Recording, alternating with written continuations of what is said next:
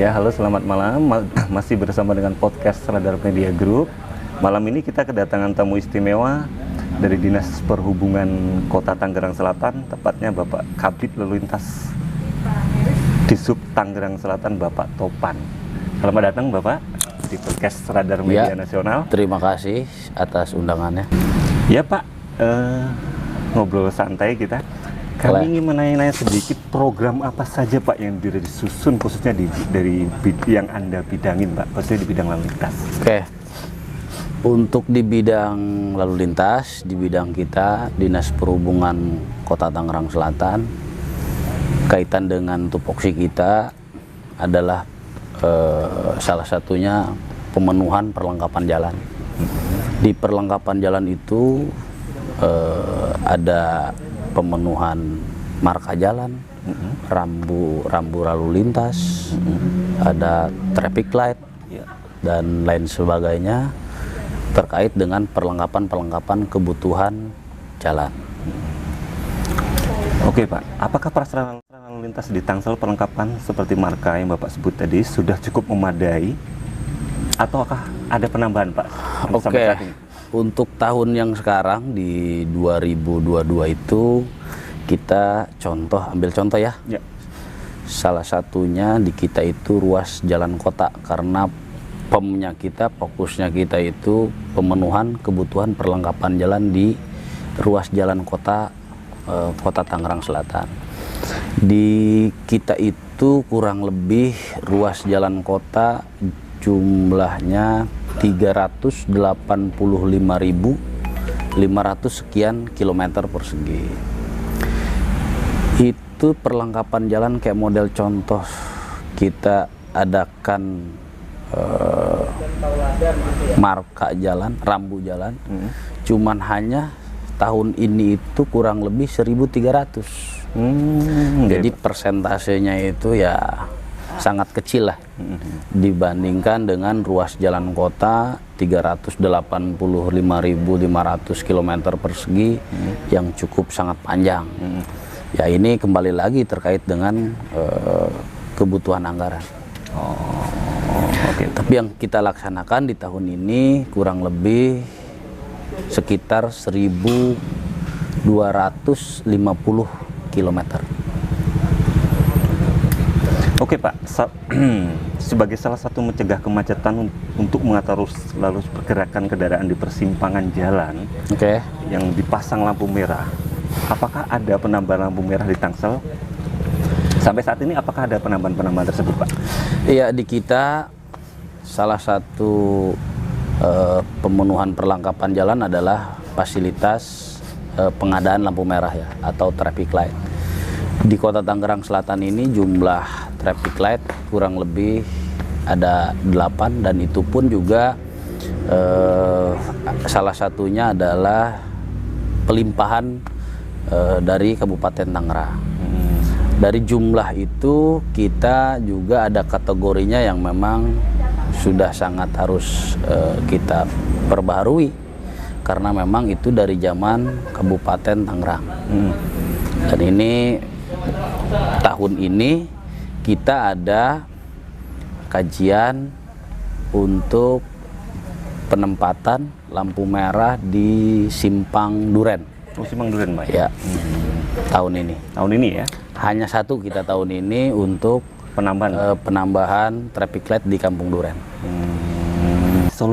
Apa solusi jangka pendek, menengah, jangka panjang di bidang lalu lintas untuk mengatasi kemacetan Pak? Khususnya kemarin yang sangat viral ya di Jalan Victor dengan kampus Unpam. Ya kan ini lagi viral kemarin Pak, bulan lalu ya, sangat trending topik gitu. Iya, memang kemarin di tanggal 2 dan tanggal 3 itu kebetulannya ada ospek di kampus, salah satu kampus, yaitu kampus Universitas Pamulang. Di ospek itu di tanggal 2 dan tanggal 3 itu jumlah mahasiswa yang masuk itu kurang lebih hampir 9.000 orang. Dan mungkin ini juga ada salah satu kelalaian atau mungkin kelupaan, saya juga tidak tahu. Tapi yang jelas pada saat pelaksanaan itu dilakukan oleh pihak kampus, pihak universitas ini tidak ada informasi ke kita, ke Dinas Perhubungan, keduanya juga ke pihak kepolisian. Maka terjadilah kemacetan yang cukup sangat mungkin crowded, yang cukup mungkin sangat panjang. Khususnya waktu itu disatukan ospeknya di kampus Victor, Buaran Serpong itu. Dan di hari itu, di 2 hari itu cukup lumayan sangat crowded, dan ditambah lagi di hari Sabtu itu ada truk mogok. Pak. Maka atas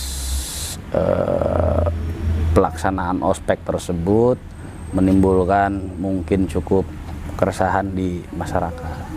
Di hari Seninnya itu, di tanggal 5 kita langsung diskusi, kita langsung adakan rapat kecil dengan beberapa pihak, yang pastinya adalah pihak kepolisian, juga dengan pihak kampus. Maka untuk mengantisipasi hal itu terjadi kembali, ada beberapa kesepakatan yang harus kita jalankan. Yang salah satunya itu adalah yang pertama, mundurnya waktu masuk jam perkuliahan. Tidak berbarengan dengan waktu jam masuknya anak-anak sekolah. Keduanya dilakukan rekayasa lalu lintas. Nah, dari beberapa kesepakatan itu, 2 poin itu menjadi titik poin utama untuk bisa dilaksanakan. Pengunduran jam waktu masuk perkuliahannya itu dilakukan oleh kampus, dan rekayasanya dilakukan oleh kita, termasuk juga pengoptimalisasian anggota-anggota Dinas Perhubungan yang ada di jajaran wilayah Serpong. Dan alhamdulillah kita dengan adanya kesepakatan itu, di hari Senin berikutnya itu sudah ada pengaturan waktu masuk jam perkuliahan. Termasuk juga kita langsung lakukan rekayasa. Menempatkan personil gitu Mas? Ya, kita lakukan rekayasa dan kita lakukan juga penempatan personil Dinas Perhubungan, jajaran Serpong, termasuk melibatkan dari unsur kepolisian. Dalam hal ini adalah Polres Tangerang Selatan. Dan kita evaluasi, dari jam masuk sudah dilakukan, rekayasa juga kita sudah lakukan. Di rekayasa ini ada 2 opsi yang waktu itu kita sepakati. Secara teknis itu kita sepakati rekayasanya kita lakukan di minggu berikutnya. Maka di minggu berikutnya itu sudah ada penguraian kemacetan, dan alhamdulillah sangat efektif. Dan sekarang ya mulai dirasakan mungkin kembali sama masyarakat, sudah tidak ada kemacetan yang sangat berarti lah gitu, yang sangat crowded seperti yang terdahulu. Seputaran flyover Ciputat sampai situ Gintung, Seri AC, Unpam, BSD itu menurut Anda bagaimana solusi jangka pendek menengah? Kan tidak bisa dipungkirin itu adalah kayaknya seperti menjadi momok lah Pak ya selama ini ya. Ruas Jalan Pajajaran itu kebetulan memang kewenangan jalannya juga adalah pihak Provinsi Banten, Dinas Perhubungan pastinya. Ini sedang kita adakan diskusi, continue, dan juga akan kita adakan dalam jangka waktu dekat ini bahasan terkait dengan penanganan khususnya adalah kemacetan. Dan di urusannya kemacetan itu juga bukan menjadi di bidang lalu lintas saja, tapi ada juga di bidang DALOPS, pengendalian operasi, serta juga bidang angkutan di kita. Dan alhamdulillahnya dari keseluruhan bidang ini juga proaktif. Kita semua kaitan dengan penanganan khususnya kemacetan yang terjadi, yang menjadi crowded di wilayah Kota Tangerang Selatan. Memang kita tidak bisa pungkiri bahwa di ruas jalan tersebut cukup sangat padat ya, dengan kondisi jalan yang memang kecil, volume kendaraan juga banyak, yaitu padat. Ya kita nanti adakan diskusi dan kesepakatan bagaimana untuk adanya pemetaan rekayasa lalu lintas dengan pihak Dinas Perhubungan Provinsi Banten. Tentang kawasan tertib lalu lintas dan penerapannya itu seperti apa tuh Pak? Kawasan tertib lalu lintas ini sesuai dengan Perda nomor 5 tahun 2011 tentang perhubungan. Salah satunya adalah kawasan tertib lalu lintas. Di kawasan tertib lalu lintas itu kita akan optimalkan seluruh fasilitas perlengkapan jalan. Itu ada di tupoksinya saya. Dan tahun ini kita juga sedang melengkapi beberapa perlengkapan fasilitas kebutuhan jalan yang ada di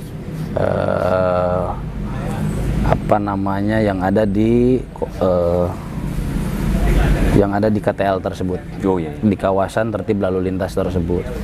Yang akan kita adakan KTL di ruas jalan kota itu adalah di ruas jalan Ciater ke Maruga, dari Maruga ke Bendaraya. Nah ini salah satu jalan ruas kota yang utama juga, yang pastinya harus juga kita jadikan priority untuk menjadi kawasan tertib lalu lintas.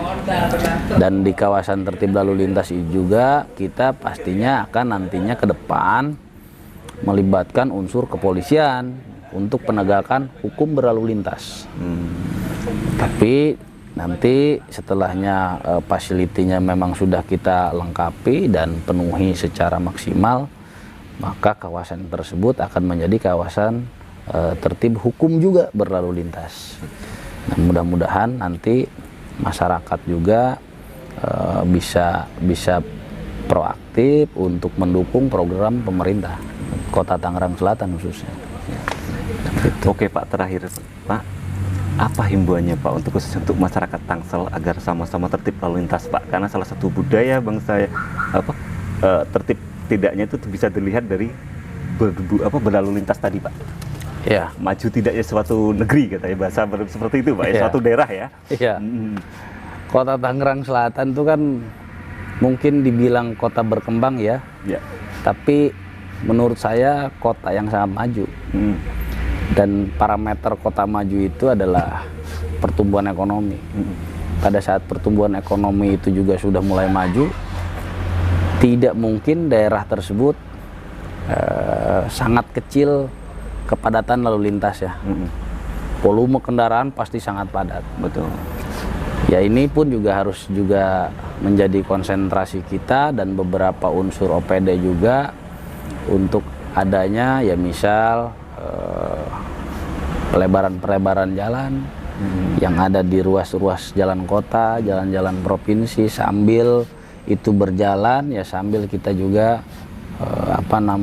melengkapi, memenuhi sarana prasarana terkait dengan kebutuhan perlengkapan jalan. Dan kita harapkan sebetulnya masyarakat juga bisa berperan aktif mendukung program pemerintah terkait juga berkendara yang tertib berlalu lintas gitu. Nah ini kan juga tidak hal yang mudah ya. Betul. Mungkin dirasakannya sebetulnya gampang dilakukan, tapi terkadang pada saat sudah berkendara itu lebih mengedepankannya emosi gitu. Betul. Ya salah satu contoh lampu merah lah ya. Betul. Lampu merah itu bukan salah satu juga solusi tidak adanya kemacetan, tapi itu solusi penguraian kemacetan. Tujuannya juga salah satunya adalah untuk menjadikan pengendara atau pengguna jalan bisa lebih tertib, tidak serabat serobot. Misal dengan adanya lampu merah. Memang dari sisi kemacetan pasti ada lah, tapi itu salah satu bentuk penguraian kemacetan. Oke Pak, terima kasih atas waktu dan kehadirannya di podcast. Sama-sama, saya juga terima kasih sudah diundang. Semoga radar nasional lebih sukses. Amin. Dan mengedepankan informasi-informasi yang objektif kepada kita selaku penyelenggara pemerintahan, dan juga menginformasikan hal-hal yang sekiranya memang membangun, khususnya kepada masyarakat yang memang pastinya dengan kaitan tupoksi kita di perhubungan bisa menyampaikan hal-hal yang sekiranya memang baik untuk pengguna jalan. Betul, Pak.